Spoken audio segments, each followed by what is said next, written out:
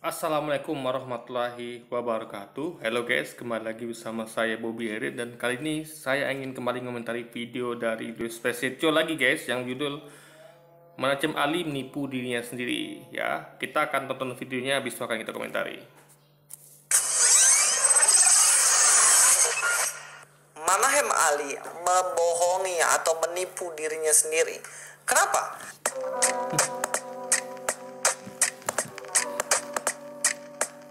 Assalamualaikum, selamat datang kembali di channel ini guys. Kali ini saya akan membahas kembali Pak Ustadz Manahem Ali, yang mana beliau membahas tentang Abraham lagi guys. Nah, video kali ini saya beri judul Manahem Ali membohongi atau menipu dirinya sendiri. Kenapa? Sebab dia menutup mata dan pura-pura tidak ada perbedaan ketika dia mengatakan bahwa sebenarnya Abraham dan Ibrahim, baik versi Alkitab maupun versi yang ada di kitabnya Pak Manahem Ali, itu sama. Padahal di sisi Nanti kita akan lihat maksudnya itu apa sih. Jadi gini, Luis ini dia kelemahan terbesarnya adalah dia tidak mengerti apa dimasukkan orang, ya. Jadi versi ini apa maksudnya gitu, ya kan? Karena kita tahu ada tokoh, ada sejarahnya. Jadi misalnya kayak saya sampaikan misalnya kayak tokoh tentang Soeharto. Nah, itu sejarah ya, Soeharto versi apa? Versi nasionalis agamis itu beda dengan versi komunis. Nah, di mana tokoh sama kan? Sama-sama Soeharto. Ada ejaan lama Soeharto, ada ejaan baru Soeharto gitu. Nah, jadi versi nasionalis agamis mengatakan kalau dia adalah pahlawan, Pak Harto ini ya, yang memberantas komunis, ya kan, menyelamatkan Pancasila. Tapi kalau versi komunis tentu beda lagi. Di buku-buku komunis tentu akan dikatakan dia ini adalah pembantai orang komunis gitu kan, dan segala macamnya. Jadi tokohnya sama, tapi versi sejarah berbeda. Jadi kita akan lihat nanti apa sih masih dimaksud oleh Pak Manahem Ali. Apakah tokohnya atau sejarahnya di versi kitab sama versi Quran. lain dia sendiri yang membedakan ya. Nah, kalau nggak percaya cek aja sendiri dalam video-videonya beliau nih. Hari ini saya akan mengungkapkan apakah sebenarnya Abraham yang dimaksud orang Yahudi atau Kristen itu sama dengan Abraham dalam versinya Manahem Ali. Tapi sebelumnya mari kita tonton videonya. Ada orang yang berkata bahwa Ibrahim menurut Quran itu tidak sama dengan Abraham menurut Bible. Ada yang berkata begitu, bahwa Ibrahim versi Quran itu bukanlah Abraham versi Bible. Nah, ini ngomong tentang tokohnya. Jadi tokoh Abraham versi Bible dengan tokoh Ibrahim versi Quran itu nggak sama. Jadi Ustadz Manahem Ali pengen membantah tokohnya ini guys. Ini adalah tokoh yang sama. Ini bukan ngomong tentang versi dalam artian sejarahnya gitu. Versi tokohnya, tokoh versi Quran dengan tokoh versi Alkitab. Bukan sejarah tokoh versi Quran, sejarah tokoh versi Alkitab, paham ya?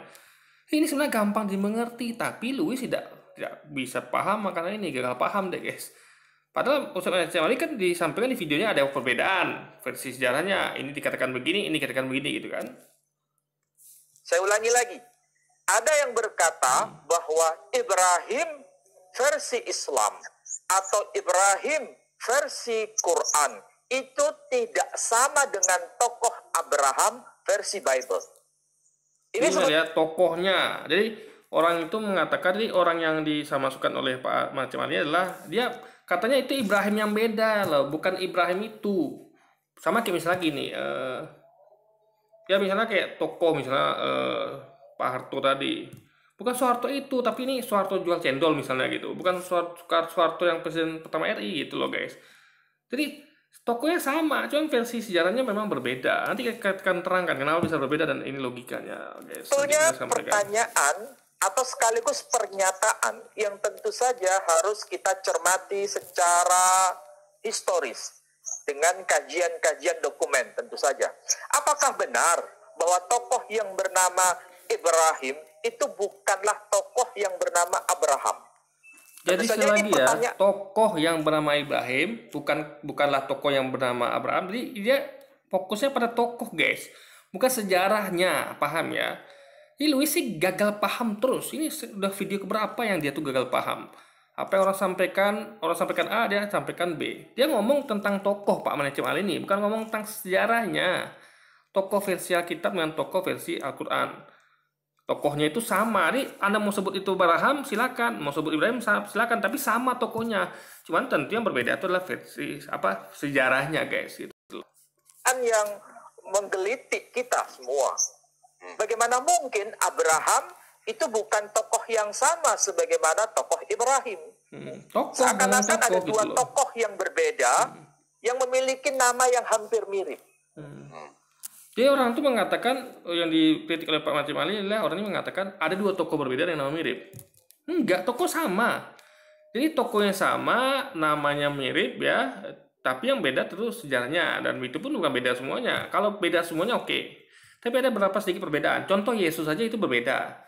Yesus versi Islam dengan Yesus versi Kristen beda. Islam mengatakan Yesus tidak disalib, di Kristen dikatakan disalib. Nah, jadi tokohnya sama, tapi beda. Sama kayak Ibrahim juga begitu.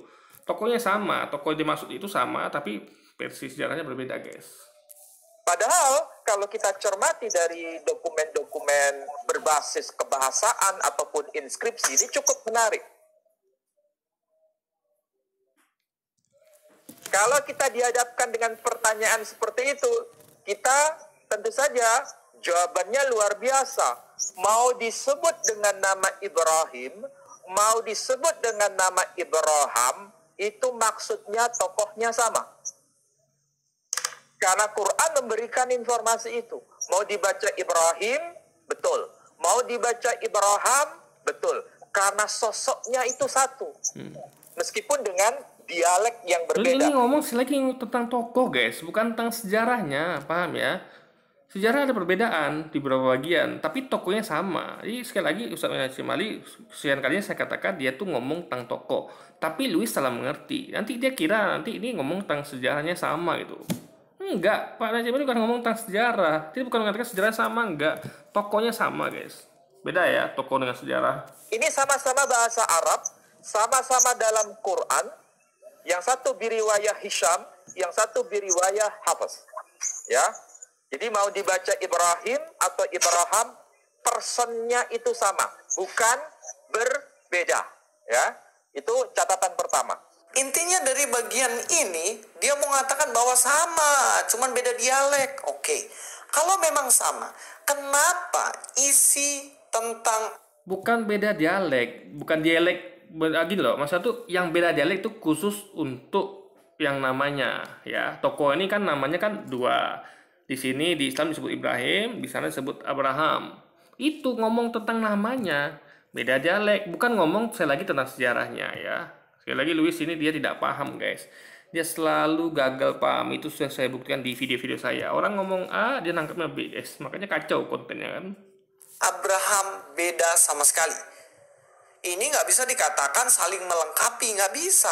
Karena hal-hal mendasar itu sangatlah berbeda. Dan itu yang disampaikan oleh Pak Manahem Ali sendiri. Jadi ya nggak usah pura-pura nggak ada masalah lah Pak, nggak usah lah nipu diri sendiri, jujur aja. Ada beberapa hal yang ingin saya sampaikan. Yang pertama, versi bapak dari Abraham sendiri udah beda. Jadi orang ngomong A, ngomong toko, dia lari ke sejarah, guys, nggak nyambung. Kalau jaka sebung pok golok nggak nyambung, maaf itu nggak mau saya sambung aja, ada yang sambung diri itu nggak layak saya sebutkan di sini. Abraham dalam orang Yahudi maupun orang Kristen, kami memahami dan mengimani bahwa Abraham itu Terah, papanya namanya Terah. Tetapi di dalam kepercayaan Pak Manahem Ali sendiri, bapak dari Abraham adalah Azar. Lalu apakah ini bisa disebut perbedaan dialek? Ya jelas enggak. Nah ini nggak usah pura-pura nggak tahu lah. Semua orang tahu bahwa Terah dan Azar adalah berbeda. Kalau memang versi Abraham dalam Kristen maupun versi di dalam agamanya Pak Manahem Ali itu sama, ya tentunya tidak ada perbedaan mendasar. Papanya pasti sama gitu kan. Yang kedua, ini yang paling sering dibahas. Yang pertama di dalam Kristen, Yang dipersembahkan oleh Abraham versi Yahudi maupun Kristen, yang dipersembahkan adalah Ishak. Ini saya bahas di video saya kemarin. Saya pernah bahas ini ya. Siapa sebenarnya yang dipersembahkan? Memang tertulisnya Ishak, tapi ini perlu diteliti. Ada namanya critical text ya. Kalau pernah belajar critical text, jadi Anda tuh nggak bisa percaya gitu dengan apa yang tulis. Ada urutkan kronologisnya gimana. Nah, ada keanehan di situ ya. Saya disebutkan di situ di video saya sebelum ini, ada beberapa video yang lalu ya, beberapa bulan lalu mungkin Anda bisa tonton di video itu, bahas tentang Luis juga. Ya, kenapa itu sebenarnya Ismail? Di situ saya terangkan. Ada beberapa keanehan. Contoh yang bisa saya sebutkan di sini adalah misalnya kayak anak itu dilempar ke bawah semak-semak. Ya, sekarang kita tahu waktu itu Ishak itu sudah dewasa, udah remaja lah ya guys. Masa anak remaja dilempar ke semak-semak? Lalu dia tuh waktu itu umurnya 14 tahun. Lalu katanya anak itu diangkat, diletakkan di atas bahu sebelah kanan. Di bawah sebelah kiri adalah kendi berisi air. Anak 14 tahun diletakkan di bahu sebelah kanan Sarah. Bayangkan coba. Ya kan? Ya, ada beberapa hal lain gitu. Jadi di situ saya terangkan guys di video itu siapa yang sebenarnya disembelih. Nah, jadi gini. Kita tahu ya, kenapa bisa beda? Pertama, kita di situ jawabannya dari Quran. Quran menyampaikan ya, perbedaan itu adalah karena kitab-kitab sebelumnya sudah dibawa ke tangan manusia. Itu informasi yang Quran sampaikan. Nah, kita perlu teliti. Nah, itu klaim dari Quran. Nah, kita bisa melihat beberapa contoh ya, kenapa ini lebih logis yang sampai Quran. Pertama, kitab sebelumnya metode nggak dihafal ya. Ingat, nggak dihafal guys. Udah nggak dihafal, itu tuh bukan dalam bahasa asli. Ingat, itu bahasanya Yunani dengan bahasa Romawi. Apa Yunani sama apa ya lagi ya? Yang teks yang ditemukan itu adalah dalam bahasa Yunani gitu. Karena itu tidak dalam bahasa aslinya, dan kedua tidak dihafal. Jadi peluang distorsi lebih besar. Nah, beda dengan Quran yang turun dalam bahasa disampaikan dalam bahasa asli, dihafal ya kan, diucapkan terus dalam sholat, dalam bacaan gitu. Jadi peluang untuk terdistorsi itu hampir mustahil guys gitu. Kayak Pancasila, lihat deh, Pancasila itu orang banyak hafal kan, saya hafal. Ada silakan ada bakat seluruh Pancasila di dunia ini ya. Saya kan gampang menuliskan kembali karena saya hafal. Nah, ini sesuatu yang dihafal itu akan terjaga, akan lestari, menghafal sesuatu.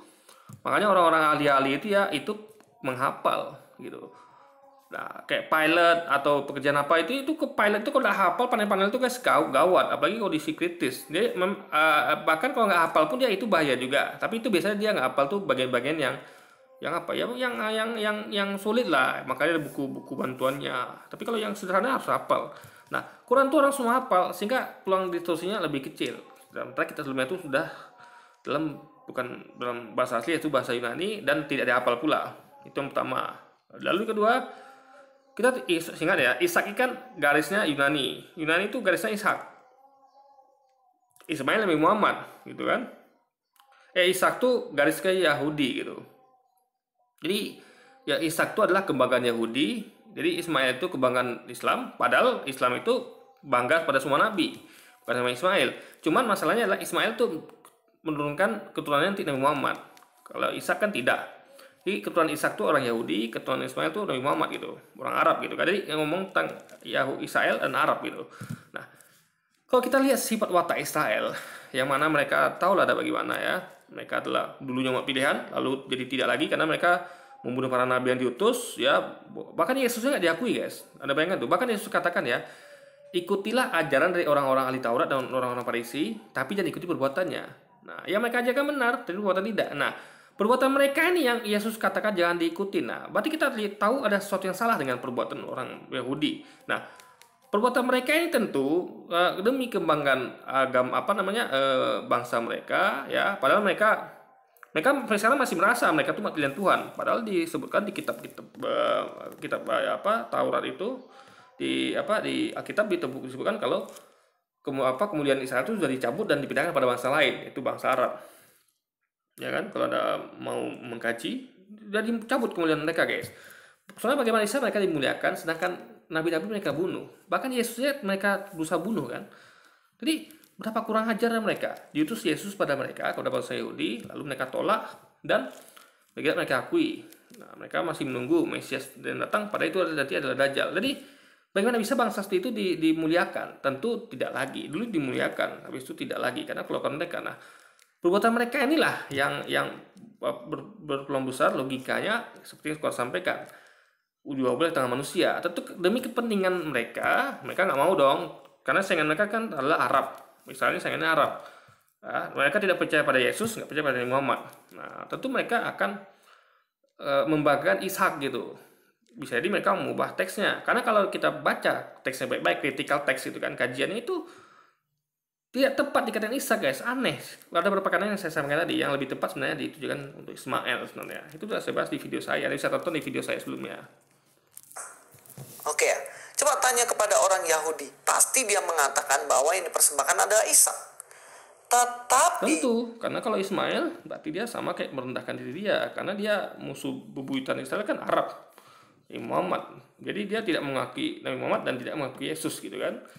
Itu dia tidak mau yang ada hubungan Nabi Muhammad seperti Ismail gitu, karena Ismail itu adalah dari kakeknya apa? Jadi keturunan Nabi Muhammad dari Ismail.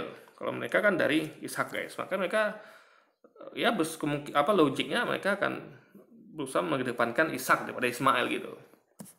dalam versinya Pak Manahem Ali yang dipersembahkan adalah Ismail. Apakah ini perbedaan perspektif saja? Apakah ini yang dimaksud dengan perbedaan? Ini sebenarnya dari awal nih udah ngaco, guys. Dari awal itu udah salah tangkap. Jadi ini sebenarnya yang Anda tonton sekarang ini ya, ini sudah melenceng dari jalur. Ya, dia tulisnya lagi menjelaskan sesuatu yang tidak ada hubungan dengan apa yang disampaikan Pak Manahem Ali tadi. Tapi sudahlah, kita ikuti saja ya. Perbedaan dialek saja? Ya jelas enggak. Kalau sama ya harusnya sama-sama Ismail atau sama-sama Ishak.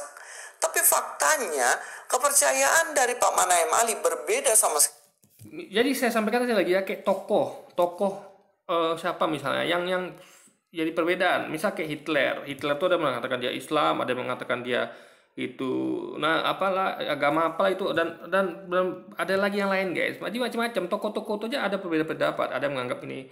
Nah, contoh lagi kayak siapa, Amir Syarifuddin. Itu banyak orang menganggap itu memang tokoh komunis gitu. Tapi siapa namanya siapa ya? Inyong Manis ya, itu main buat video kan.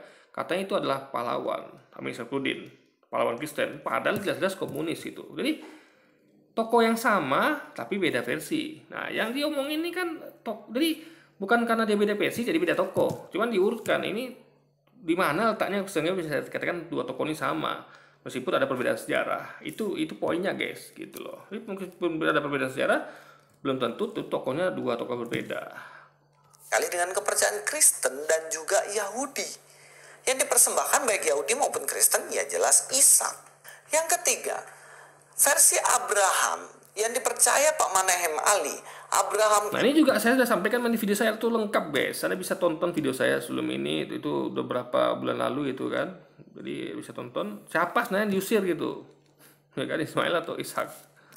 Ini dia pergi ke Mekah bersama dengan Ismail. Pada waktu Jadi yang di video saya itu ya, saya sampaikan itu yang diusir itu Ishak sebenarnya, bukan Ismail.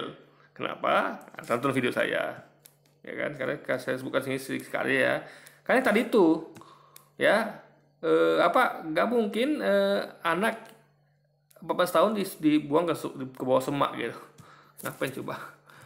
Anak umur 14 tahun dibuang ke bawah semak. Lalu anak 14 tahun tadi itu diletakkan di bahu kanannya Sarah.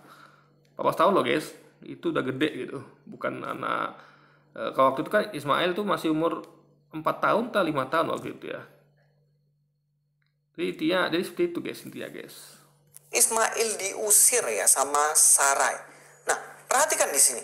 Dalam kepercayaan Yahudi maupun Kristen, jelas ini nggak ada.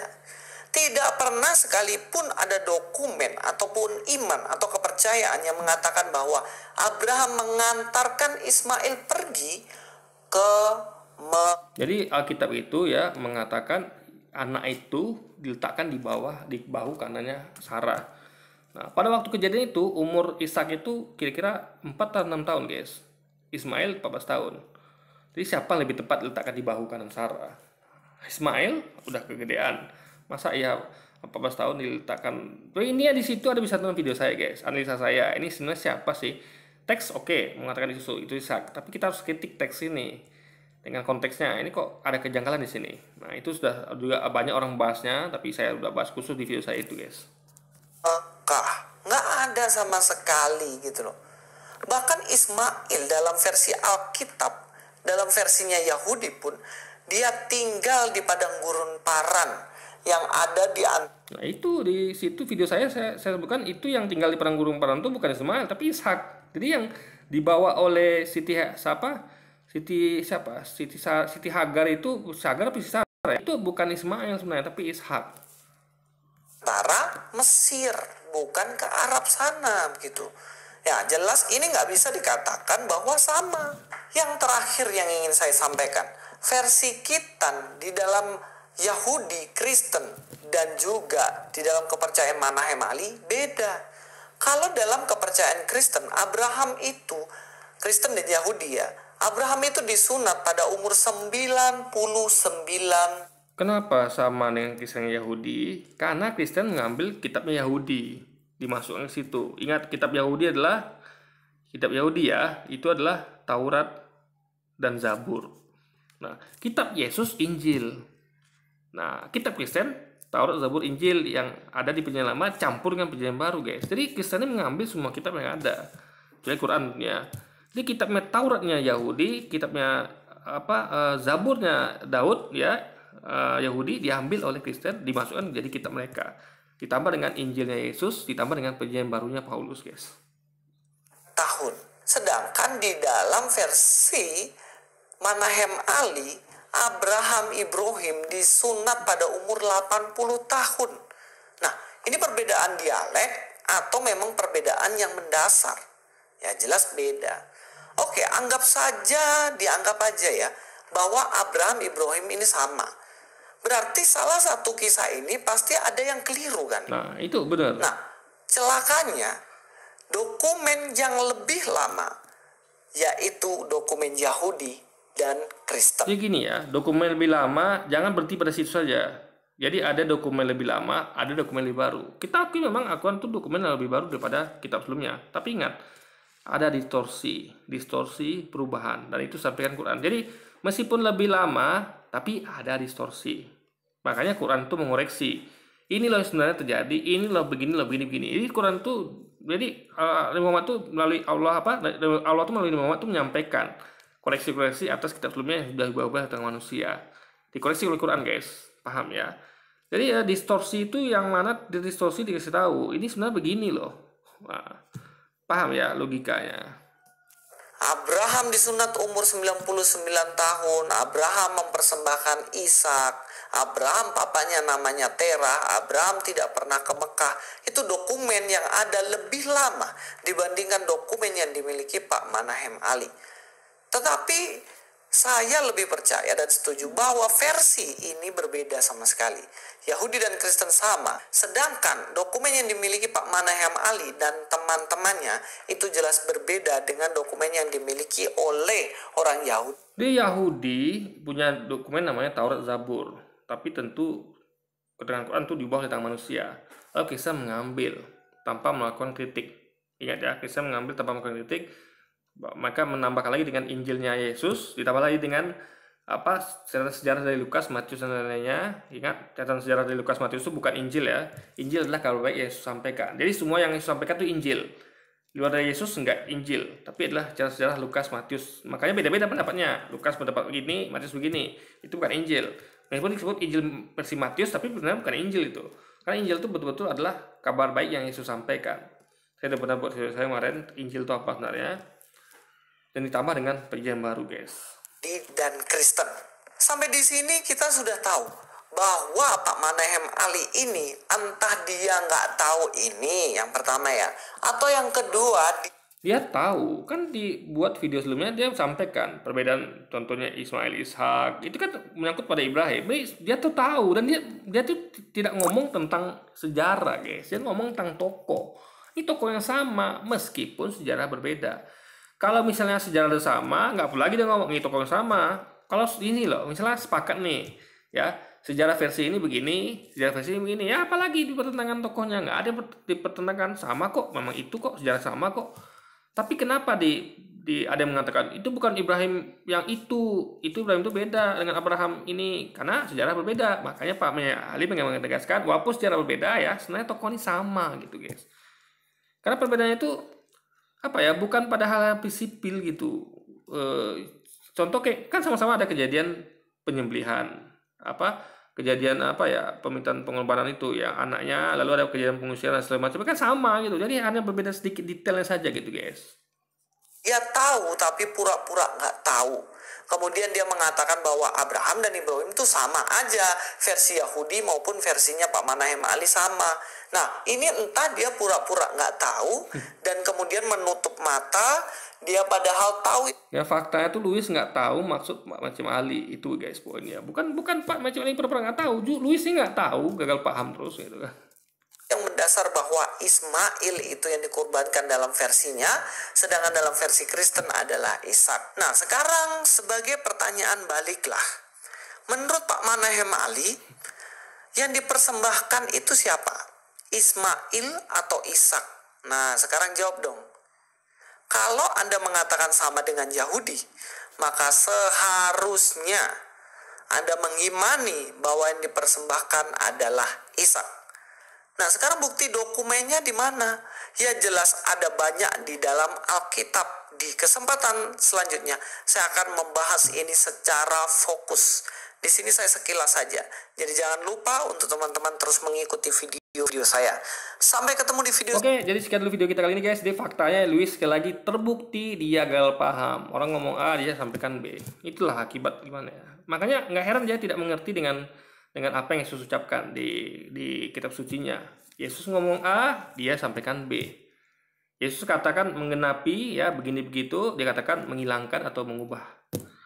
Jadi sekali lagi ya, Louis selalu gagal. Itu jadi nggak heran kenapa apa yang Yesus ajarkan itu tidak mereka lakukan.